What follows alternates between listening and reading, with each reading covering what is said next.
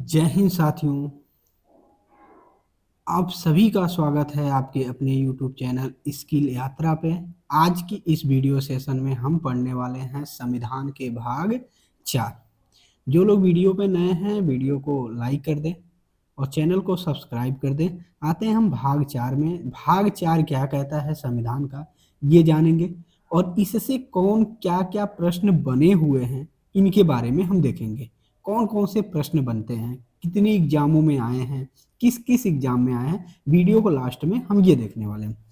तो भारत का जो संविधान है उसके भाग 4 में जिसका वर्णन किया गया है वो है राज्य के नीति निर्देशक सिद्धांत। राज्य के नीति निर्देशक सिद्धांत या इसको हम कह सकते हैं राज्य के नीति निर्देशक तत्व। ये है क्या? राज्यों के जो नीति बनती है उसको निर्देशित करता है किस सिद्धांत पर राज्य अपने काम करेंगे। जैसा कि आप भाग 3 में पढ़ चुके थे। भाग 3 में था मौलिक अधिकार, जो जनता को अपने मौलिक अधिकार देता था। तो ये राज्यों को अधिकार देता है कि राज्य इसमें शक्तिशाली होता है। देखिए ये आया कहाँ से, ध्यान दीजिएगा। इसको आयरलैंड के संविधान से लाया गया था, आयरलैंड से लाया गया था। और ध्यान देखिए ये क्या है, ऐसे तत्व जो देश के लिए आवश्यक हैं किंतु संविधान बनते समय सरकार के पास इतने धन संसाधन नहीं थे जो इसे तत्काल लागू करा सके। जब संविधान बना तो उस समय देश में इतनी संपत्तियां नहीं थी, राज्यों के पास इतने पैसे नहीं थे कि इन तत्वों को लागू करा सके। जबकि समाज, राज्य, गांव या इनके विकास के लिए इन संसाधनों की जरूरत है, लेकिन देश के पास इतने पैसा नहीं था कि इसको लागू कराया जा सके। समस्या सबसे बड़ी यही आ गई थी। लेकिन क्या हुआ कि इसको ये लिख के छोड़ दिया गया संविधान में कि जिन राज्यों के पास पैसा होगा वो इन सिद्धांतों को लागू करेगी, जिसके पास नहीं है वो लागू नहीं करे, उसकी इच्छा के अनुसार है। इसमें हम कभी भी इसको न्यायालय नहीं जा सकते। ये सारी चीजें करने के बाद केटी शाह एक थे, उन्होंने कहा था कि जो नीति निर्देशक तत्व है उस चेक के समान है। किस चेक को? उस चेक को जिस तरह बैंक कोई चेक लेके जाते हैं और बैंक के पास पैसा नहीं होता है तो बैंक अपने इच्छा अनुसार कहता है कि इस डेट पे आइए, इसके अपनी इच्छा अनुसार बताता है और उस समय लागू होगा। वही हाल इसका है कि उसी की तरह ये भी है कि जिन राज्यों के पास पैसा है वो लागू कर दिए, जिन राज्यों के पास पैसा नहीं है वो इसको लागू नहीं किए। आज भी कुछ जगहों पे ये व्यवस्था देखने को मिलती है कि कुछ जगहों पे लागू है, कुछ जगहों पे नहीं है। जैसे ग्राम पंचायत को ले लीजिए, ग्राम पंचायत कुछ राज्यों में लागू है, कुछ राज्यों में लागू नहीं है। तो इसका उद्देश्य क्या था? ये समाज में क्या करना है, सामाजिक आर्थिक लोकतंत्र की स्थापना करना था। ठीक है, कैसा? एक तो सामाजिक अर्थ करना था और आर्थिक लोकतंत्र की स्थापना, इसका उद्देश्य ही था कि इसको ये स्थापित करना है। ठीक है, देखिए आर्टिकल 36 में ये परिभाषित किया गया और कुल जो राज्य के नीति निर्देशक तत्व हैं वो आर्टिकल 36 से कहाँ तक किए गए हैं, 51 तक अनुच्छेदों में इसका वर्णन किया गया है। ये चीजें ध्यान रखेंगे। देखिए अनुच्छेद 36 कहता है कि ये क्या है, इसको न्यायालय में लागू नहीं कराया जा सकता। अगर आपके मौलिक अधिकार का हनन हो रहा था तो आप आर्टिकल 32 का प्रयोग करके या अनुच्छेद 226 का प्रयोग करके या 32 इसके तहत सुप्रीम कोर्ट जा सकते थे और इसके तहत हाई कोर्ट जा सकते थे। लेकिन इसके इस आर्टिकल के अंतर्गत राज्य सरकार को जो पावर दिया गया है, राज्यों को जो पावर दिया गया है, इसके तहत आप न्यायालय नहीं जा सकते, चाहे वो इसका भले ही दुरुपयोग कर रहा हो। तो कहा कि न्यायालय द्वारा लागू नहीं कराया जा सकता, अर्थात यह न्यायालय द्वारा परिवर्तनीय नहीं है या बाध्यकारी नहीं है। लेकिन लोगों के लिए निर्देश है। ये क्या है कि आपको ये काम करना है, इस उद्देश्य से काम करना है, ये प्रावधान दिए गए हैं। लेकिन जरूरी नहीं है कि गवर्नमेंट वैसा करे या राज्य वैसा करे और सबके लिए उचित चीजें उपलब्ध हों। आर्टिकल 38 कहता है, अनुच्छेद 38 है कि लोक कल्याण की अभिवृद्धि क्या करेगा, लोक कल्याण की काम करेगा। सरकार या जो राज्य है वो जनता का कल्याण करेगा। किसका? जनता का क्या करेगी? कल्याण करेगी। किस रूप में कल्याण कर सकती है? ये तो सामाजिक न्याय दे, समाज में समानता लाए और सामाजिक न्याय दे। दूसरा, आर्थिक न्याय दे। कैसा न्याय दे? आपको आर्थिक न्याय देने का मतलब, अगर आपको जरूरत है तो आर्थिक स्थिति में सरकार आपकी सहायता करेगी। अब आपको आर्थिक स्थिति सही नहीं है तो राशन भी दे सकती है, आपकी सहायता के लिए जो भी चीजें हो सकती है वो भी देगी, और राजनीतिक न्याय भी देगी। राज्य सरकार आपको ये राजनीतिक अधिकार भी देती है और राजनीतिक न्याय भी देती है, चुनाव लड़ना, अदर काम करना, राजनीतिक चीज देती है। यानी तीनों में आपको लोक कल्याण के लिए ये बढ़ावा देगी कि आपको करेगी। जैसे जिसको पैसे की कमी है, खाद्यान्न की कमी है, सरकार कुछ चीजें योजनाएं देती है, पेंशन देती है, अदर चीजें देती है, अलग अलग लुभावने वादे करती है चुनाव के समय में, आप देखे होंगे। ये सारी चीजें देती है, ये सब न्याय है, इसके तहत सरकारें काम करेंगे। अगर नहीं भी करती हैं, कुछ सरकारें ऐसी भी हैं जो ये सब योजनाएं नहीं देती हैं, फिर भी उसका कोई प्रभाव नहीं होने वाला है, आप इसको न्यायालय में नहीं जा सकते। मान लीजिए यूपी गवर्नमेंट है, अगर ये कोई योजना का लाभ दे रही है, सेम योजना जरूरी नहीं है कि बिहार में हो, राज्य अपने हिसाब से काम करेगा। आर्टिकल 39 ये कहता है समान काम के लिए क्या होने चाहिए? स्त्री पुरुष को समान काम वेतन मिलना चाहिए। लेकिन कहाँ पे? सरकारी संस्थानों में। कहाँ मिलेगा? सरकारी संस्थानों में मिलेगा। बड़ी बड़ी कंपनियां हैं, क्या है? जो बड़ी बड़ी कंपनियां हैं, जैसे महारत्न कंपनी, नवरत्न कंपनी, एमएनसी कंपनी, या पीएसयू पब्लिक सेक्टर अंडरटेकिंग, ऐसी बड़ी बड़ी कंपनियां हैं जहां स्त्री और पुरुष समान काम कर रहे हैं तो समान वेतन मिलेगा। अगर कोई पुलिस है तो महिला पुलिस को भी उतना ही सैलरी है और पुरुष पुलिस को भी उतना ही है, पुरुष को भी उतना ही सैलरी है। चाहे महिला टीचर है चाहे पुरुष टीचर है, दोनों की सैलरी सेम है। लेकिन वही प्राइवेट में देख लिया जाए, किसान मजदूरों में देख लिया जाए, अगर कोई प्राइवेट या वैसी छोटी मोटी कंपनियां, फैक्ट्रियां हैं, तो वहाँ महिला का वेतन कम होता है, पुरुषों का वेतन ज़्यादा होता है। लेकिन सरकारी संस्थानों में ऐसा नहीं है, सरकार दोनों के समान काम है तो समान वेतन देगी। चाहे पुलिस ले लो, कोई भी सरकारी डिपार्टमेंट में ले लीजिए, सबको वेतन समान दिया जाता है। देखिए 39 को ये संविधान संशोधन में जोड़ा गया 1976 वाले का है। कहता निशुल्क विधि यानी कानूनी सहायता भी देगी आपको। कब जोड़ा गया? 42वां संविधान संशोधन 1976 में। ये याद रखिएगा, मोस्ट इंपॉर्टेंट है। क्या है? मोस्ट इंपॉर्टेंट क्वेश्चन है कि ये जोड़े क्या करेगा? निशुल्क विधि का सहायता देगी, सरकार देगी आपको, किसी भी मामले में कानूनी सहायता दे सकती है। जैसे बिजली का बिल नहीं जमा करें, कनेक्शन काट देगा, सजा नहीं देगा। कोई लोन है, पेंशन, सजा नहीं देगा, आपका वो चीजें बाधित कर देगा। पानी का कनेक्शन हुआ, काट देगा, पानी का कनेक्शन नहीं देगा, लेकिन आपको सजा नहीं देगा। ये चीजें कानूनी सहायता देगा, आपको जितना हो सकता है उतनी सुविधाएं देता है। नेक्स्ट, अनुच्छेद 40 जो सबसे इंपॉर्टेंट क्वेश्चन है, ये एक तरह से हम कह सकते हैं कि पूरे संविधान का सबसे महत्वपूर्ण क्वेश्चन, क्योंकि कोई भी ऐसा एग्जाम नहीं है जहां इस क्वेश्चन को न पूछता हो। ये है ग्राम पंचायत का गठन। ग्राम पंचायत का चीज इसमें डाला गया। देखिए, जबकि ग्राम पंचायत हम अलग पढ़ेंगे 243 वाले में, लेकिन ग्राम पंचायत की समस्या क्या थी? जब संविधान बन रहा था उस समय महात्मा गांधी चाहते थे कि ग्राम पंचायत व्यवस्था हो। महात्मा गांधी का उद्देश्य था कि गांवों की क्या है कि भारत की जो आत्मा है गांव में बसती है, ध्यान दीजिएगा। तो महात्मा गांधी चाहते थे कि गांवों का जो विकास है, गांवों का विकास उनके द्वारा हो। लेकिन भीमराव अंबेडकर इसके पक्ष में नहीं थे। सबसे बड़ी समस्या थी कि भीमराव अंबेडकर इसके पक्ष में नहीं थे। डॉक्टर राजेंद्र प्रसाद के सुझाव में एक चीजें कहा गया कि इसको आर्टिकल 40 में डाल दीजिए।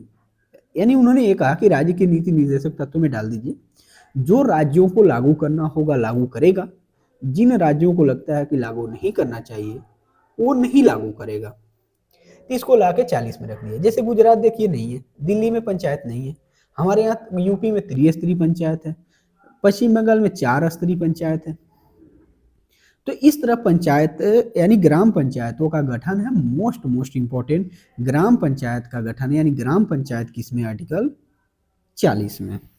आते हैं आर्टिकल 41 में। आर्टिकल 41 कहता है कुछ दशाओं में सरकारी सहायता प्राप्त करना। कैसी दशा, मान लीजिए आपकी ऐसी दशा हो जाए जो आप कमाने लायक ना रह जाएं, असहाय हो जाएं, इस स्थिति में सरकार आपको सहायता देगी। और कैसी सहायता देगी, जैसे वृद्धा पेंशन, आप बुजुर्ग हो जाए तो काम नहीं कर पाएंगे तो सरकार पेंशन देती है, या तो विधवा, जो महिला विधवा हो गई है उसको पेंशन देगा, विधवा को पेंशन दिया जाता है। विकलांगों का संरक्षण दिया जाता है या विकलांगों का पेंशन कह सकते हैं। देखिए विकलांगों के लिए पेंशन देगा, गरीबों के लिए आवास देगा, क्या देगा, आवास देगा। ये सारी प्रावधान करता है। कौन सा अनुच्छेद देता है, कुछ दशाओं में ऐसी दशा आ जाए जिसमें ये क्या करेगा, सहायता करेगा। नेक्स्ट आ जाते हैं। देखिए इसमें और भी चीजें आ सकती हैं कि इसमें क्या करेगा कि कुछ दशाओं में आपको सहायता करने का मतलब है कि अभी देखिए कोरोना काल आया था तो वैक्सीन दे दिया, वैक्सीन दे देगा कुछ समय के लिए। कोई व्यक्ति ऐसी लुभावना देगा कि इंटर करके अगर ग्रेजुएशन में एडमिशन लेते हैं तो आपको लैपटॉप देंगे, लैपटॉप योजना हो गए। अब स्मार्टफोन दे रहे हैं, सब टैब दे रहे हैं। ये क्या है, कुछ दशाओं में दे रहे हैं, आपको परमानेंट नहीं दे रहे हैं। आपकी स्थिति है कि आगे पढ़े, इसके मामले में दे रहे हैं। आर्टिकल 42 अनुच्छेद 42 पे आते हैं। अनुच्छेद 42 ये कहता है अगर न्याय संगत कार्य है या मनोचित दशा है, यानी मनोचित का मतलब मन के उचित, मन के उचित तभी होता है, इसको माना जाता है कि जब आप स्वस्थ न हो, उस काम को करने के लिए परिपूर्ण न हो, यानी करने के लिए सहमत न हो, आपकी इच्छाएं न कर रहे हो उस समय। और प्रसूति सहायता उपलब्ध कराना किसका काम है, सरकार का काम है, राज्य का काम है। यानी सरकार काम क्या करेगी कि अगर कोई, अब देखिए ये भी बात है, देगी या नहीं देगी हम न्यायालय नहीं जा सकते। तो प्रसूति सहायता का मतलब अगर गर्भवती महिला है तो उसको सरकार क्या करेगी, उसे कठोर काम नहीं करा सकता, कोई भी गवर्नमेंट हो कठोर काम नहीं कराएगा। और क्या करेगा, प्रसव यानी बच्चा पैदा होने से 3 माह पूर्व और 3 माह बाद, 3 माह पूर्व और 3 माह बाद, ये आपको इतने बीच में कोई काम नहीं कराएगा, आपको छुट्टी देता है 6 महीने की। लेकिन बहुत सी चीजें देखने को मिलता है कि 1-2 महीने का बच्चा होता है फिर भी वो ड्यूटी करती है। लेकिन ध्यान दीजिए अगर ये गवर्नमेंट नहीं दे रही है तो आप न्यायालय भी नहीं जा सकते। और ये प्रक्रिया कितनी बार है, 2 बार। अगर ये प्रक्रिया नहीं है तो फिर हमारे दो हमारे गिन लो, ये भी चालू हो सकता है, छुट्टी मिलेगा 6 महीने। तो ये प्रावधान किया गया, अगर उस कंडीशन में आपको दिया जाएगा। प्रसूति सहायता जो सरकारी नहीं है उसको क्या, सरकार मान लीजिए 108 102 ये जो प्रक्रिया चलाई है गर्भवती महिलाओं के लिए, घर घर जाके आपको आयरन की गोली देंगे, दलिया बांटते हैं, आपको खाने के लिए देगा। ये प्रसूति से संबंधित जितनी सहायता है वो सरकार करती है। और मनोचित यानी मन के उचित अगर आपको नौकरी करने में या बीमारी की स्थिति है आपसे काम नहीं करा सकता, या तो आपसे कठिन काम नहीं कराएगा। अगर बीमार की स्थिति है तो वो क्या करेगा, आपसे कठिन काम नहीं कराएगा। लेकिन ध्यान दीजिए अगर करा भी रहा है तो आप न्यायालय नहीं जा सकते, आपके अधिकार क्षेत्र से बाहर है, आप नहीं जा सकते। लेकिन मौलिक अधिकार क्या कहता था, ध्यान दीजिएगा, अगर मौलिक अधिकार में हनन हो रहा था तो आप सीधे न्यायालय जा सकते थे, सरकार से सवाल कर सकते थे, जो व्यक्ति आपका दुरुपयोग कर रहा था उनसे सीधे उसके खिलाफ जा सकते थे। लेकिन इसमें आप नहीं जा सकते। बहुत जगहों पर देखे होंगे कोरोना काल, बहुत लोग बीमारी की स्थिति में भी सामने, आप न्यायालय नहीं जा सकते थे। आते हैं अनुच्छेद 43। और अनुच्छेद 43 एक चीज तो इसमें बहुत ज्यादा पूछता है, ध्यान दीजिएगा, कुटीर उद्योग। 43 कहता है निर्वाह योग मजदूरी अर्थात वेतन इतना दिया जाए कि परिवार चला सके। इसमें है निर्वाह योग मजदूरी, ऐसा नहीं है कि सरकार या कोई व्यक्ति आपसे ऐसा मजदूरी कराए कि आपका परिवार ही न चल पाए। दिन भर आप मजदूरी करिए, 20 रुपया दे के भेज दे, ऐसा नहीं है। ऐसा मजदूरी देना है, ऐसा करना वेतन देना है कि उसका परिवार चल सके, कम से कम एक दिन का तो भोजन दे सके। इसी में आता है कुटीर उद्योग, सबसे इम्पोर्टेंट, बहुत बार पूछा हुआ है, मेरे सामने 3-4 बार आया है कि कुटीर उद्योग किस अनुच्छेद में है। छोटे मोटे उद्योग, तो छोटे मोटे उद्योगों की ही बात कर रहा है। आपके गांव खेत अदर चीजों में व्यक्ति आता है तो आप कम से कम इतना मजदूरी दे दीजिए कि उसका निर्वाह हो सके। देखिए उसके लिए आर्टिकल के लिए ट्रिक क्या बनाए हुए हैं, दमन, यानी आप किसी का दमन नहीं कर सकते। क्यों नहीं कर सकते भाई, इतना तो आपका रिस्पॉन्सिबिलिटी बनती है कि उसका थोड़ा बहुत कल्याण हो, ये चीजें ध्यान देनी है। तो दमन से ध्यान दीजिए, दो से कुछ दशाओं में, किसमें आएगा, कुछ दशाओं में सरकार क्या करेगी, सरकारी सहायता देगी, सरकारी सहायता देगी। मौ से मनोचित, क्या करेगा, मनोचित दशा और प्रसूति सहायता, है ना मजदार ट्रिक। और नौ से क्या देगी, निर्वाह योग मजदूरी, क्या होगा, निर्वाह योग मजदूरी। अब देखिए निर्वाह योग मजदूरी के लिए सरकार देती है मनरेगा में काम, अभी जिस पे विवाद चल रहा है राम जी राम वाला, नाम बदल के मनरेगा का, तो कम से कम इतना रुपया दे देती है, शायद 200 समथिंग है, 47-47 ऐसे है, एग्जैक्ट पता नहीं है, लेकिन इतना दे देती है कि आप निर्वाह कर सकते हैं। लेकिन एक लेबर अभी कहीं और काम करने जा रहा है तो उसको 500 रुपया या 450-500 लगभग इतना मिल जाता है, लेकिन वो निर्वाह योग मजदूरी दे रहा है कि इससे कम नहीं बन सकता है। चलिए आइए, आर्टिकल इंपॉर्टेंट हो जाता है 43 को, इसको भी जोड़ा गया 1976 वाले में। उद्योगों में प्रबंध में कामगारों की भागीदारी, ऐसा नहीं है कि आप उद्योग लगा रहे हैं तो सिर्फ अपने जातिवाद के आधार पर रख लें, अपने लोगों को रख ले, नहीं। जो बड़ी बड़ी कंपनियां हैं इसमें सभी उद्योगों में कामगार जो काम करने वाले हैं इनकी भी भागीदारी बनी रहनी चाहिए। ऐसा नहीं है कि बड़ी कंपनियां हैं तो सिर्फ अपने लोगों को भर ले, अपने एरिया के लोगों को भर ले, अपने राज्य के लोगों को भर ले, नहीं। इसमें भी ध्यान रखना है कि सभी वर्ग के लोग इसमें भी हों। अब ऐसा नहीं है छोटे मोटे आप काम कर रहे हैं, 10-20 कर्मचारी हैं तो ऐसी बात नहीं है, बड़ी बड़ी कंपनियों की बात कर रहे हैं, ठीक है। अगले आते हैं अनुच्छेद 44, सबसे इंपॉर्टेंट क्वेश्चन, घबराइए मत, कहीं मत जाइए, वीडियो तक बने, अंत तक बने रहिए, क्योंकि सभी मजेदार क्वेश्चन हैं, इतने मजेदार क्वेश्चन की समझिए आपसे एक भी क्वेश्चन बाहर नहीं जाने वाला है, इतने मजेदार हैं। 44 में दिया है समान सिविल संहिता। ये समान सिविल संहिता क्या है, देखिए नागरिक संहिता इसको कहते हैं। ये समान सिविल का मतलब जो जितने भी धर्म हैं इनके विवाह और तलाक कानून, जो कानून होंगे समान रहेंगे, इनके विवाह के भी कानून समान होंगे, तलाक के भी समान होंगे, अगर उनका होगा तो वहां भी कोर्ट मैरिज होगा, यहाँ भी कोर्ट में जाके आप तलाक लेंगे, भले ही रीतियां अलग हो, कोई हिंदू धर्म में शादी करेगा, कोई मुस्लिम धर्म के हिसाब से रीतियों से शादी करेगा, लेकिन कोर्ट में विधियां एक है, तलाक की विधियां एक है। तो देखिए शादी विवाह के कानून को ही समान सिविल संहिता कहते हैं, इंडियन पीनल कोड, ठीक है। लेकिन ध्यान दीजिए एक चीज और भी ध्यान रखिएगा, तलाक ये कहते हैं, लेकिन एक और क्वेश्चन होता है, जब चुनाव का कानून हो उसे आचार संहिता कहते हैं, क्या कहेंगे, आचार संहिता। जब चुनाव के समय जो कानून लागू होता है उसको आचार संहिता कहते हैं, ठीक है। और जो सजा देने वाला कानून होता है, सजा देने वाला, उसे कहते से पहले कहते थे आईपीसी, इंडियन पीनल कोड, भारतीय दंड संहिता, क्या कहते थे, दंड संहिता, लेकिन आज कहते हैं भारतीय न्याय संहिता, क्या कहेंगे, भारतीय न्याय संहिता, बीएनएस, बीएनएस, भारतीय न्याय संहिता। आते हैं नेक्स्ट क्वेश्चन पे, अनुच्छेद 45। अनुच्छेद 45 यही कहता है कि 6 वर्ष से कम आयु के बच्चों को स्वास्थ्य का ध्यान रखना किसका काम है, सरकार का काम है।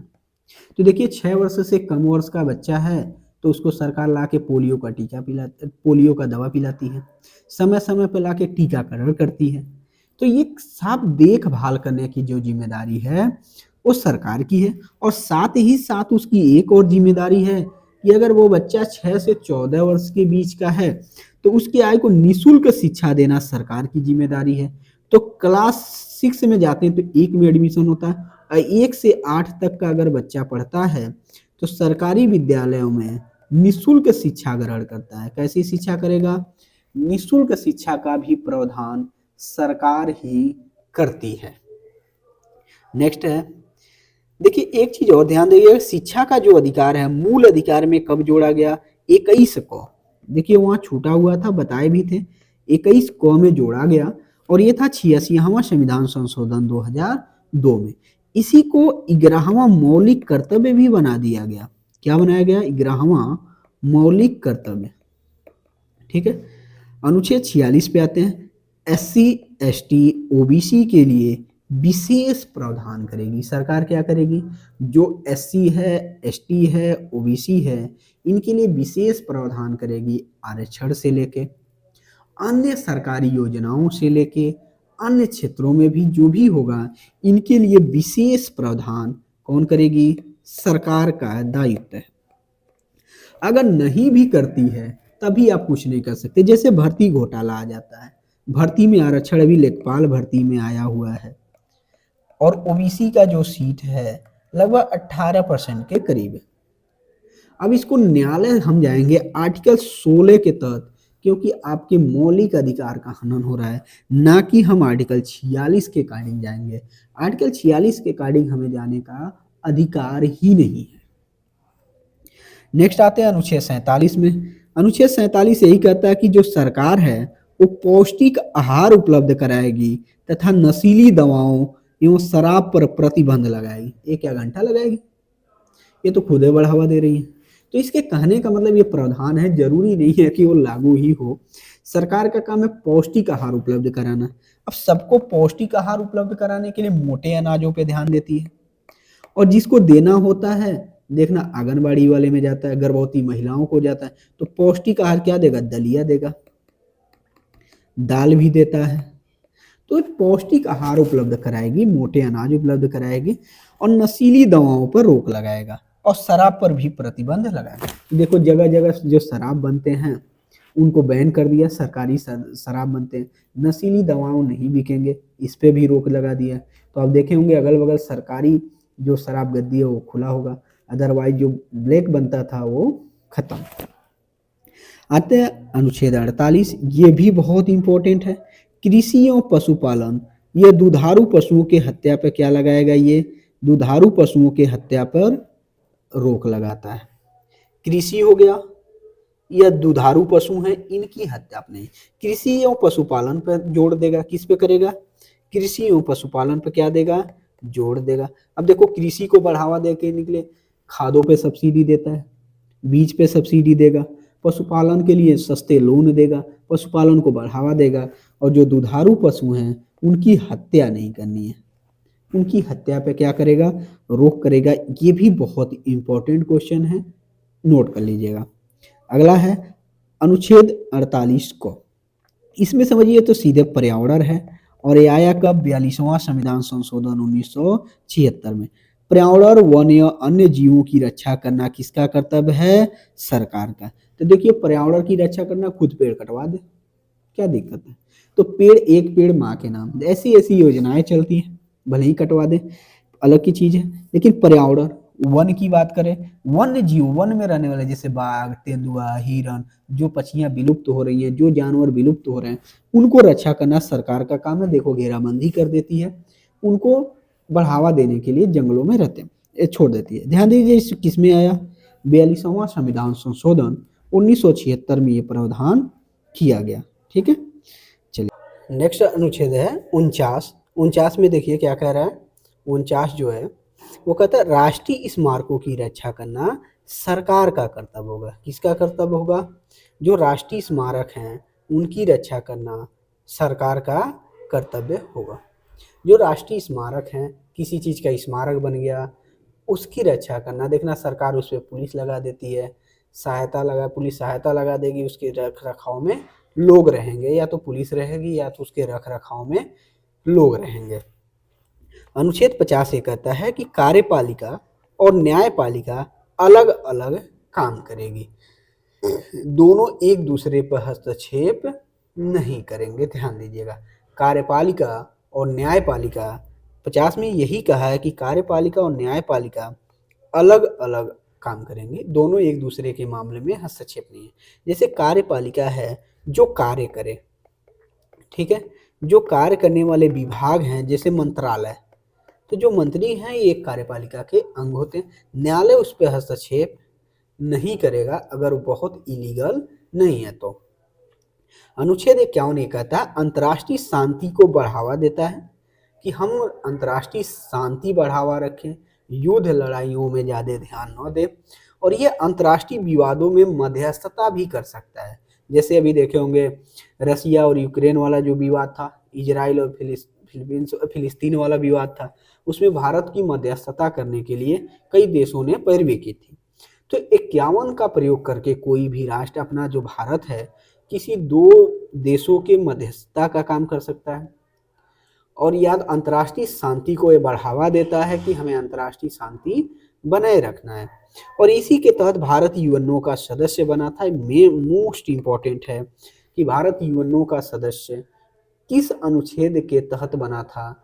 अनुच्छेद 51 के तहत बना था।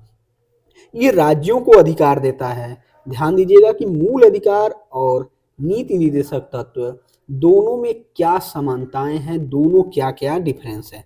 पहला चीजें ध्यान देना कि इसे मूल अधिकार जो है वो यूएसए के संविधान से आया, और ये जो नीति निर्देशक तत्व है वो आयरलैंड के संविधान से आया। ये क्वेश्चन सबसे ज्यादा पूछे जाते हैं। देखिए भाग जो 3 था मौलिक अधिकार, उसको भाग 3 में रखा गया, और राज्य के जो नीति निर्देशक तत्व हैं उनको भाग 4 में रखा गया था। इसको जो जन्म से मिल जाता है उसे नैसर्गिक अधिकार कहते हैं, क्योंकि ये जन्म से मिला। ये नैसर्गिक अधिकार नहीं है क्योंकि सरकार इसको लागू करने के बाद मिलता है। जैसे आपको जो मौलिक अधिकार से पढ़े थे 12 से 35 के बीच में जो भी था, आपके माता पिता या जिनके भी आधार पर आपको मिल जाता था। लेकिन ये क्या है कि जब भी योजनाएं आती हैं, सरकार योजनाएं लाती हैं या सरकार जो भी काम करेगी, आपको एक पड़ाव के बाद ही मिलेगा, उसके पहले आपको नहीं मिलने वाला है। उस क्राइटेरिया में, उस दायरे में आएंगे तभी आपको मिलने वाला है। देखिए यह न्यायालय द्वारा परिवर्तनीय है, ये वाद योग्य है, इस पे वाद विवाद करने के योग्य है। न्यायालय जा सकते हैं लेकिन इसमें न्यायालय नहीं जा सकते, वाद योग्य नहीं है। ये सरकार की शक्तियों का घटा देता है, यानी व्यक्ति को शक्तिशाली बनाता है। किसको? व्यक्ति को शक्तिशाली बनाता है, और ये राज्य को शक्तिशाली बनाता है, यानी सरकार को शक्तिशाली बनाता है। इसके तहत अगर सरकार दुरुपयोग करती है तो सीधे आप हाई कोर्ट या सुप्रीम कोर्ट जा सकते हैं, लेकिन इसका दुरुपयोग होने पर आप कहीं नहीं जा सकते। देखो इसे पीछे कानूनी मान्यता है, इसके पीछे राजनीतिक मान्यता है। ये लंबित हो सकता है और ये लंबित नहीं हो सकता। यह व्यक्ति के भलाई के लिए है और ये समाज के भलाई के लिए, क्योंकि आपको समानता का नहीं होगा। जिसको जरूरत है उसको आवास देगा, जिसको जरूरत है उसको पेंशन देगा। ऐसा नहीं है कि आप भी अप्लाई कर दीजिए, समानता का अधिकार का नियम है हमें भी चाहिए, नहीं। राज्य उसको देगा जिसको जरूरत हो, ठीक है। ध्यान दीजिए भाग 4 नीति निर्देशक तत्व से जितने भी प्रश्न किसी भी एग्जाम में आए हों, चाहे वो रेलवे हो, एसएससी हो, यूपीपी हो, या यूपी पुलिस हो, या यूपीएसआई हो, इन सभी में से जो भी प्रश्न आए हमने उन क्वेश्चनों को संग्रह किया है, आपके सामने रखते हैं। देखिए प्रश्न कौन कौन है।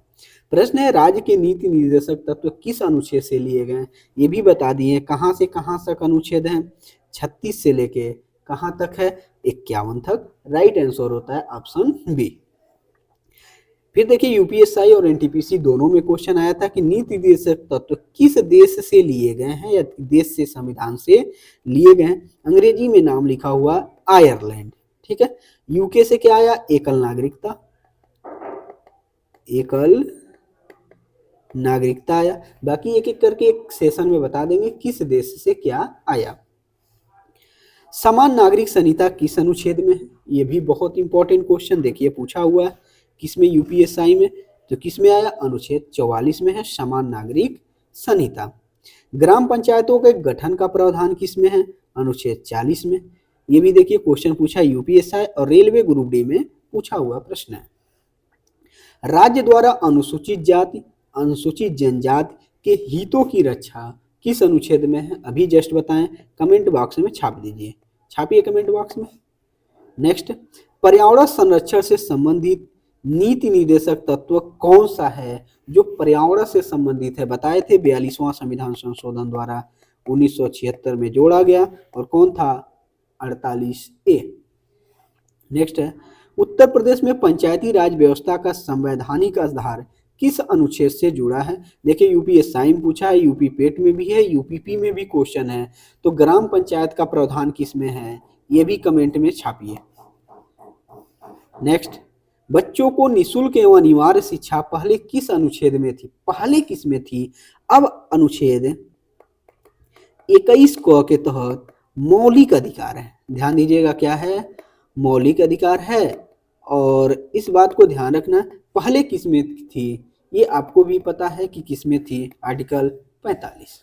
नेक्स्ट, बच्चों को निःशुल्क एवं अनिवार्य शिक्षा पहले किसी, सेम क्वेश्चन। मजदूरों के लिए उचित मजदूरी और जीवन स्तर किस अनुच्छेद में है? ये मजेदार क्वेश्चन है। क्या है?